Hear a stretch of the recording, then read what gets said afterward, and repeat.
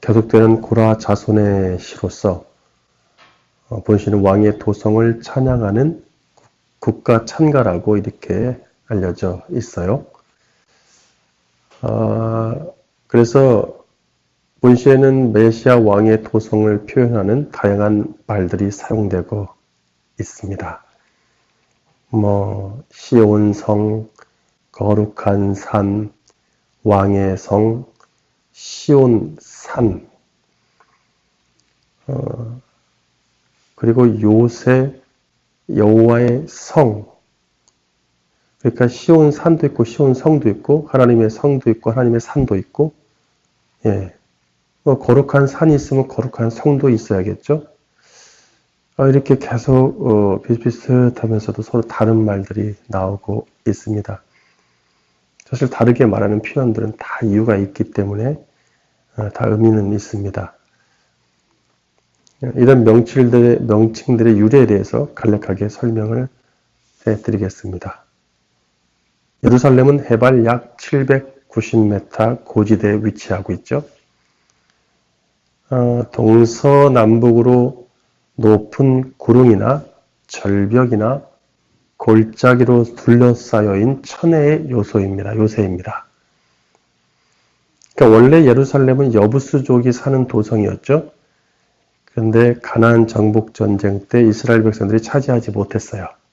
워낙 지대가 가장 그쪽에서 높은, 그리고 올라가기도 힘든 그런 곳이라서 다윗은 그런데 예루살렘을 최초로 정복하고 그곳에 자신의 도시를 건축하게 됩니다. 그래서 그 이름을 시온성 또는 다윗성이라고 불렀죠. 다윗이 정복했기 때문에. 근데 원래 거기는 예루살렘이고 또 산간지대죠. 그러니까 시온산이라고도 합니다. 또는 시온산성, 요새산성이란 말을 붙여서 시온산성이라고도 해요. 어느 성경은 시온요새라고도 산성 대신 하는데 우리 가진 성경은 시온산성이라고 그러더라고요. 따라서 예루살렘, 다윗성, 시온성은 같은 장소를 뜻합니다. 성이 붙은 것은 거기가 도시, 성읍이기 때문에 그렇고 산이 붙은 것은 거기가 산간지대에 있기 때문에 산이 붙습니다. 그런데 특별히 이렇게 시온산, 시온성, 다윗 이렇게 얘기하면 이 시온이란 말이 붙으면 이제 다윗 왕과 그 제국을 연상케 하는 단어가 됩니다.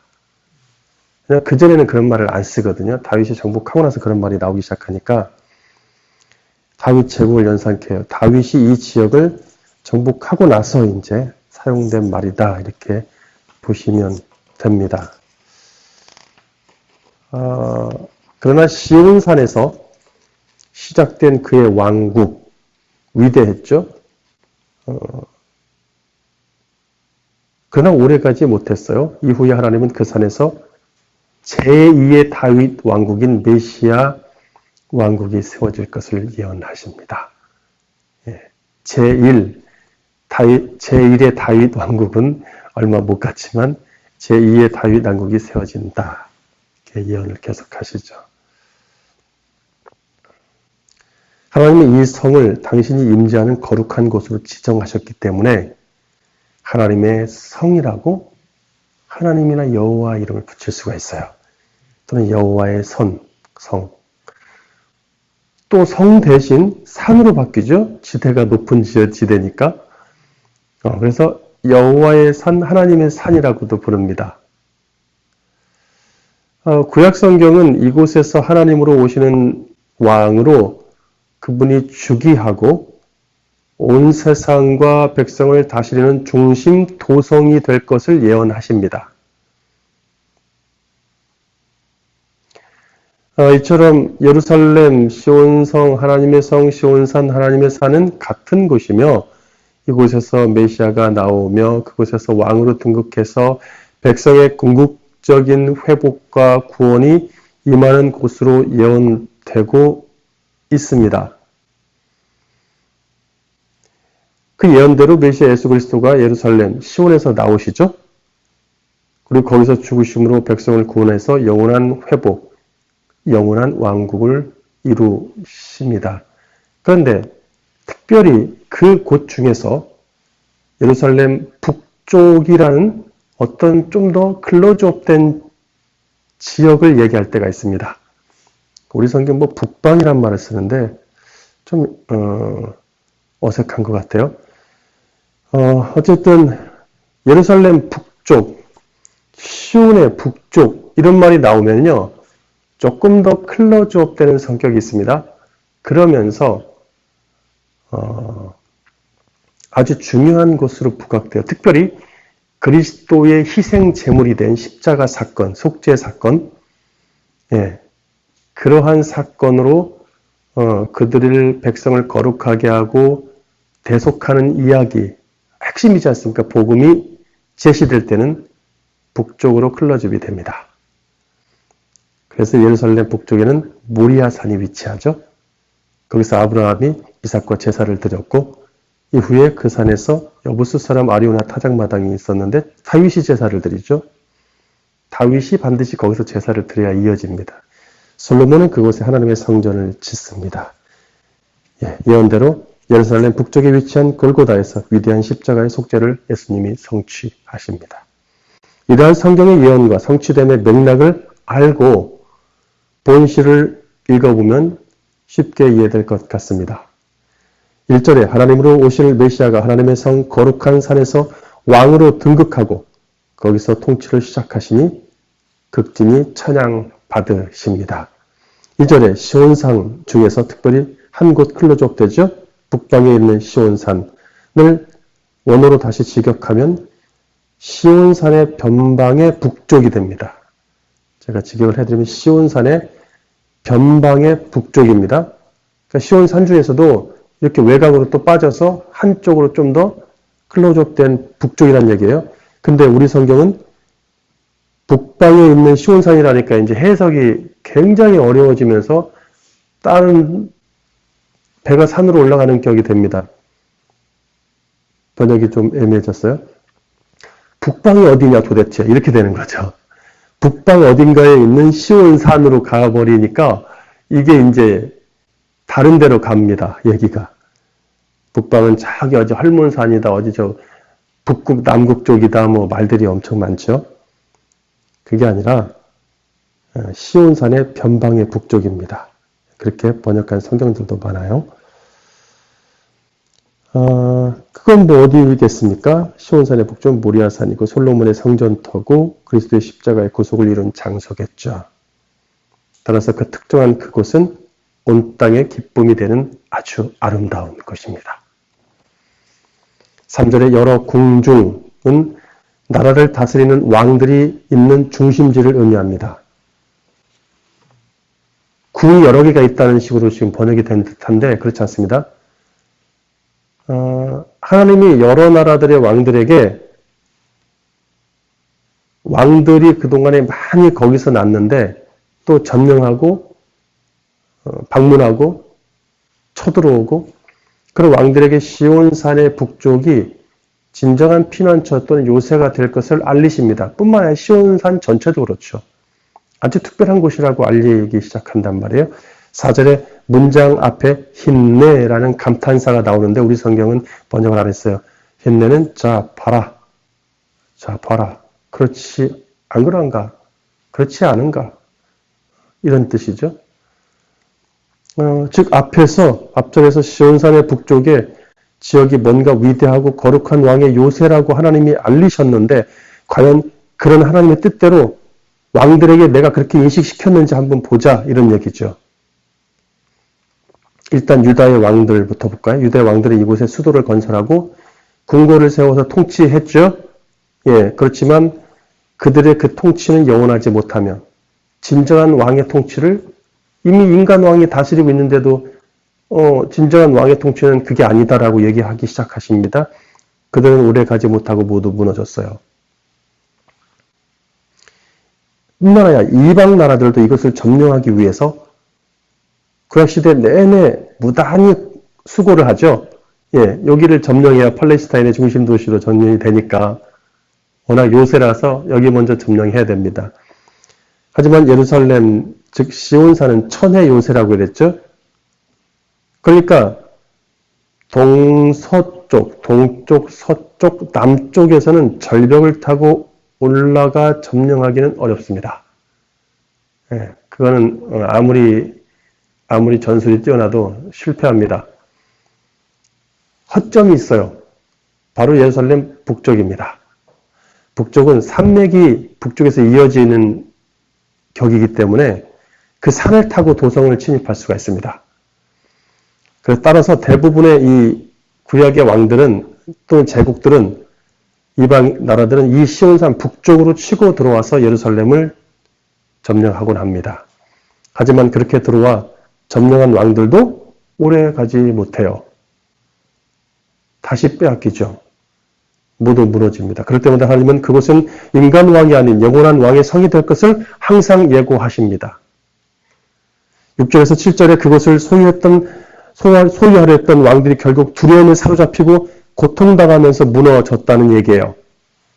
그것만 봐도 이 성은 이게 보통이 아니구나 라는 이미 다 알려지게 되죠. 8절의 오랜 구약의 역사 속에서 이 하나님이 성에 관한 많은 말씀을 전해 주셨는데 그 들은 대로 성취됨을 봅니다. 이제 모든 역사와 예언의 말씀들이 온전히 성취되기 위해 그 성은 메시아의 영원한 성이 되어야만 합니다. 그때에는 어떤 왕이나 강력한 세력들도 건드릴 수 없고 다시는 주인이 바뀌지 않고 영원히 견고해질 것입니다. 10절에 메시아는 하나님의 의를 온전히 이룩하시는데 그 의는 백성을 구원하는 의죠. 11절에 구원을 통해 의를 이룰 때 반대로 심판도 행해집니다. 그러니까 구원과 심판은 동시에 가야만 해요. 사단과 악을 심판하시는 것은 곧 의인들에게는 구원과 마찬가지가 되기 때문이죠. 12절에서 13절에 시온에 있는 망대와 성벽을 살피고 돌아보라고 하는데 이것은 든든히 적이 침투하지 못하도록 항상 든든히 지켜라 이런 뜻이 아닙니다. 눈에 보이는 건축물들을 조사하는 뜻이 아니라 지금 우리는 시를 읽고 있습니다. 시는 역사와 예언 속에 있는 시온 성과 그 궁전에 관련된 숨겨진 메시지들을 잘 살피라 이런 얘기예요. 많은 얘기들이 성경에 있죠. 그 성과 그 궁전에 대해서 거기에 담겨진 뜻을 잘 살펴서 후대에 전하라는 이야기를 권합니다. 제가 지금 전하고 있듯이 이렇게 말입니다. 14절에 그 성과 관련된 모든 예언과 역사들을 진행하신 하나님을 어찌 신뢰하지 않을 수 있겠습니까? 하나님으로 오신 그 왕은 백성들에게 영원한 인도자가 되어 주십니다. 이처럼 하나님은 실제 존재했던 구약의 산, 시온산, 그 성을 통해서 영적 시온산, 영적 예루살렘 성, 다 같은 말이겠죠. 그것에 대해서 가르치셨던 것입니다. 이제 그분이 오셨어요. 그리고 우리는 예루살렘 성을 차지했고 영적 천상의 예루살렘 시대를 살아가고 있습니다.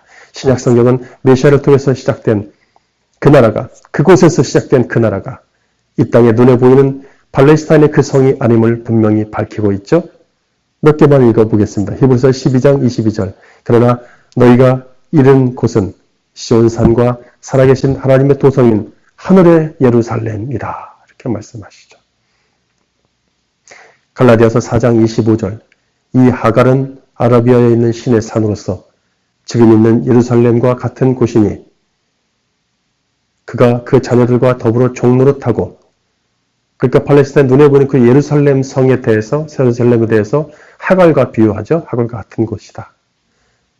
26절에 오직 위에 있는 예루살렘은 영적 천상의 예루살렘이죠. 자유자니 곧 우리 어머니라.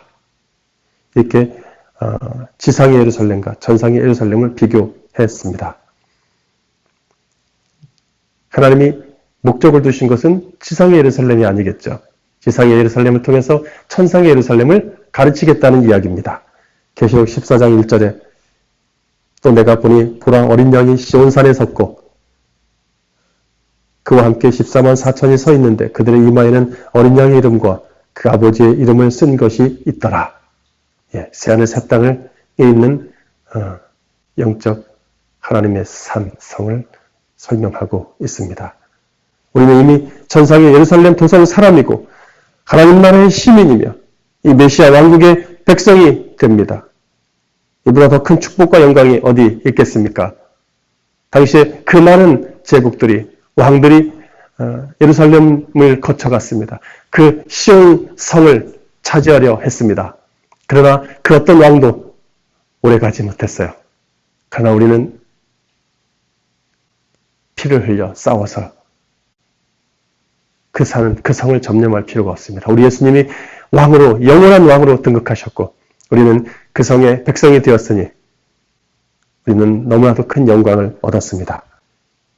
이렇게 구원해낸 우리를 하나님이 죽을 때까지란 말을 써요. 평생토록이죠.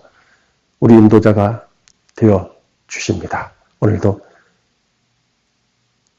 그 인도자의 인도를 따라서 오늘 하루의 삶이 안전하게 되기를 주님의 이름으로 축원합니다.